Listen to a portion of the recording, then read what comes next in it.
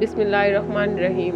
बरकत को समझने के लिए एक मिसाल। एक शख्स ने हज़रत अली बिन अबी तालिब से सवाल किया कि कुत्ते बैक वक्त 7-7 बच्चे जनते हैं, जबकि भेड़ बकरियां बैक वक्त 1 या 2 या फिर कभी 3 बच्चे जनती हैं।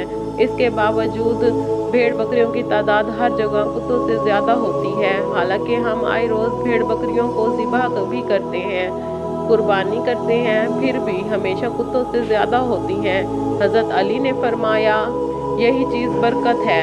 इस शख्स ने कहा, बरकत भेड़ बकरियों में ही क्यों है, कुत्तों में क्यों नहीं? फरमाया, भेड़ बकरियां रात के शुरू में सोती हैं और रहमत फजर के वक्त जागती हैं तो बरकत को पा लेती हैं, मगर कुत्ते सारी रात भौंक कर फजर के करीब सो जाते हैं और रहमत और बरकत से महरूम हो जाते हैं।